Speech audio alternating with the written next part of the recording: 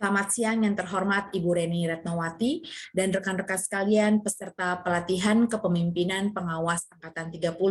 Perkenalkan, nama saya Maria Amelia Sinaga, saya analis hukum ahli muda di Biro Fasilitasi Penanganan Pelanggaran Badan Pengawas Pemilu Republik Indonesia. Pada kesempatan hari ini, saya akan mempresentasikan terkait dengan tugas pembelajaran kita di diagnosa organisasi. Sebelum saya masuk pada paparan saya, izinkan saya menyampaikan beberapa hal terkait dengan diagnosa organisasi.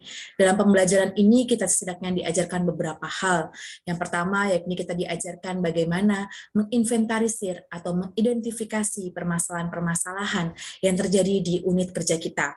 Kemudian yang kedua kita diajarkan bagaimana menentukan prioritas atas permasalahan yang terjadi di unit kerja kita.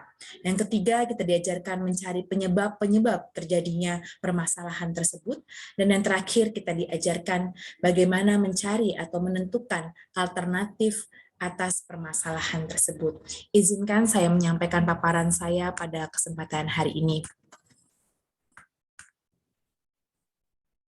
Saya Maria Amelia Sinaga, saya bekerja di Badan Pengawas Pemilihan Umum Republik Indonesia, khususnya di unit kerja Biro Fasilitasi Penanganan Pelanggaran. Di Biro Fasilitasi Penanganan Pelanggaran ini, di jabatan fungsional saya adalah analis hukum ahli muda, namun saya juga ditambah tugas menjadi subkor, khususnya di bidang kajian dan teknis persidangan,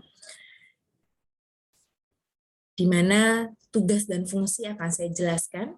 Di Perbawaslu nomor 1 tahun 2021 di pasal 39 secara tegas diatur tugas dari Biro Fasilitasi Penanganan Pelanggaran adalah melaksanakan tugas urusan fasilitasi penanganan pelanggaran dan tindak pidana pemilu. Kemudian di pasal 40 Peraturan Bawaslu nomor 1 tahun 2021 diatur fungsi Biro Fasilitasi Penanganan Pelanggaran. Ada 13 fungsi, di mana fungsi pertama adalah penyusunan pedoman teknis penanganan pelanggaran pemilu, penanganan tindak pidana pemilu dan teknis persidangan. Kemudian yang kedua, penerimaan pelaporan penanganan pelanggaran dan tindak pidana pemilu. Ketiga, penyiapan koordinasi temuan pengawas pemilu terkait pelanggaran dan tindak pidana pemilu. Keempat, fasilitasi pelaksanaan investigasi dan penyusunan kajian pelanggaran dan tindak pidana pemilu. Kelima, fasilitasi dukungan administrasi dan teknis persidangan pelanggaran pemilu. Keenam, fasilitasi dan penyiapan koordinasi administrasi tindak pidana pemilu. Ketujuh, fasilitasi penyelidikan, penyidikan, dan penuntutan tindak pidana pemilu. Kedelapan, fasilitasi dan dukungan administrasi dan teknis terhadap penerimaan koreksi rekomendasi dan putusan Bawaslu Provinsi, Bawaslu Kabupaten Kota dalam proses penanganan pelanggaran dan tindak pidana pemilu. Kesembilan, fasilitasi, koordinasi, dan pembinaan penanganan pelanggaran dan tindak pidana pemilu di lingkungan Bawaslu, Bawaslu Provinsi, Bawaslu Kabupaten Kota. Kesepuluh, fasilitasi koordinasi terhadap tindak lanjut pelanggaran dan tindak pidana pemilu. Kesebelas, penyiapan koordinasi serta pengelolaan data dan dokumentasi pelanggaran dan tindak pidana pemilu. Kedua belas, fasilitasi, koordinasi, dan pembinaan terhadap pengelolaan data penanganan pelanggaran di lingkungan Bawaslu, Bawaslu Provinsi, dan Bawaslu Kabupaten Kota. Serta fungsi yang terakhir, yakni pelaksanaan urusan tata usaha dan rumah tangga Biro. Dari 13 fungsi ini dapat saya sampaikan bahwa secara garis besar, fungsi di Biro Fasilitasi Penanganan Pelanggaran mencakup 3 fungsi besar. Yang pertama adalah fungsi penerimaan laporan atau temuan dugaan pelanggaran pemilu. Kemudian yang kedua adalah fungsi penanganan pelanggaran. Dalam konteks ini yakni proses kajian, proses persidangan, dan juga proses pemeriksaan terhadap koreksi, rekomendasi, dan putusan. Dan yang ketiga adalah fungsi tindak lanjut atas rekomendasi atau putusan Bawaslu, Bawaslu Provinsi, dan Bawaslu Kabupaten Kota. Terhadap 3 fungsi besar ini, saya fokus atau saya ditugaskan pada fungsi yang kedua, yakni di fungsi kajian dan teknis persidangan. Sehingga tugas-tugas saya berkaitan dengan proses klarifikasi, kemudian saya juga ditugaskan terkait dengan proses persidangan, proses pemeriksaan terhadap upaya koreksi maupun keberatan atas rekomendasi ataupun putusan jajaran, putusan Bawaslu Provinsi dan Kabupaten Kota di sini maksudnya. Kemudian saya juga bertugas untuk menyampaikan status laporan atau temuan dugaan pelanggaran pemilu. Demikianlah fungsi secara garis besar yang ada di Biro Fasilitasi Penanganan Pelanggaran. Atas fungsi yang ditugaskan kepada saya, yakni di bidang kajian dan teknis persidangan, setidaknya saya mencoba mengidentifikasi beberapa permasalahan. Ada 5 di sini, salah satunya yakni yang pertama adalah belum optimalnya penyediaan layanan informasi penanganan pelanggaran. Di sini belum optimalnya layanan informasi, salah satunya yakni berkaitan dengan informasi jadwal sidang, informasi klarifikasi, kemudian juga ada informasi status laporan, informasi terkait dengan putusan Bawaslu dan jajaran. Kemudian yang kedua ada permasalahan belum adanya petunjuk teknis dalam pengelolaan barang dugaan pelanggaran pemilu atau pemilihan. Yang ketiga, belum optimalnya pengelolaan dokumen penanganan pelanggaran pemilihan atau pemilu di lingkungan Biro Fasilitasi Penanganan Pelanggaran. Yang keempat, belum optimalnya pembinaan dalam pengolahan data pelanggaran pemilu di Bawaslu RI dan jajaran. Dan yang kelima, belum optimalnya pembekalan atau penguatan kapasitas pegawai terkait dengan fasilitasi penanganan pelanggaran. Dari lima permasalahan yang saya identifikasi di unit kerja saya, kemudian saya mencoba menentukan atau memetakan prioritas masalah dengan metode USG, yakni urgensi, seriousness, dan growth. Di mana untuk urgensi di sini tentunya berkaitan dengan tingkat gawat terhadap dampak jika tidak diselesaikan. Kemudian seriousness, yakni masalah-masalah mendesak yang kemudian dibandingkan dengan waktu yang tersedia.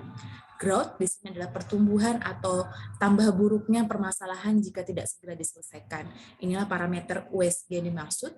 Kemudian saya mencoba meranking dari 5 permasalahan ini, dan kemudian ditetapkan ranking 1 sampai ranking 5, di mana ranking 5-nya di sini terkait dengan belum optimalnya pembinaan dalam pengelolaan dan pengolahan data pelanggaran pemilu. Kemudian ranking 4-nya belum optimalnya pengelolaan dokumen penanganan pelanggaran. Ranking 3, belum adanya petunjuk teknis dalam pengelolaan barang dugaan pelanggaran pemilu dan pemilihan. Ranking 2, belum optimalnya pembekalan atau penguatan kapasitas. Dan ranking pertama di sini saya tetapkan adalah belum optimalnya penyediaan layanan informasi penanganan pelanggaran. Atas prioritas masalah ini kemudian saya mencoba rumusan masalah, di mana berdasarkan fungsi saya, tusi saya di sini, saya adalah memfasilitasi adanya layanan informasi penanganan pelanggaran yang berbasis teknologi informasi, sehingga informasi-informasi penanganan pelanggaran dapat dengan mudah diinformasi ataupun dapat mudah diakses oleh masyarakat. Kemudian dari permasalahan tadi saya mencoba permasalahan apa lagi yang mengkerucut di dalamnya, ternyata belum optimalnya layanan informasi penanganan pelanggaran yang cepat, sederhana, dan berbasis IT. Kemudian masyarakat tidak mudah mengetahui perkembangan laporan atau temuan yang sedang ditangani oleh pengawas pemilu. Ketiga, hasil penanganan pelanggaran juga ternyata tidak mudah untuk diakses, karena selama ini masih bersifat konvensional di mana pihak yang membutuhkan informasi harus datang ke kantor pengawas pemilu, kemudian melihat di papan pengumuman. Yang keempat, masyarakat tidak mudah mengakses jadwal pemeriksaan atau persidangan dilakukan oleh Bawaslu, karena biasanya hanya pihak-pihak terkait yang diberitahukan terkait dengan jadwal. Yang kelima, masyarakat juga tidak mudah mengakses putusan Bawaslu. Oleh karenanya, rumusan di sini adalah belum tersedianya sistem penanganan pelanggaran yang berbasis teknologi informasi di Biro Fasilitasi Penanganan Pelanggaran.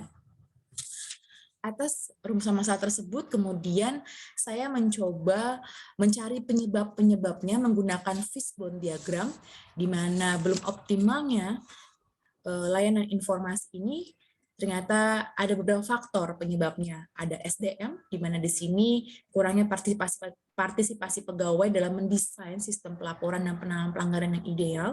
Kemudian yang kedua, kendala regulasi juga, karena belum diatur secara tegas di Perbawaslu terkait dengan layanan atau penyediaan sistem informasi untuk informasi penanganan pelanggaran berbasis IT. Kemudian ada juga kendala dana, di mana pengalokasian anggaran pengembangan sistem penanganan pelanggaran ini belum dianggarkan secara optimal, artinya ada dianggarkan namun tidak optimal.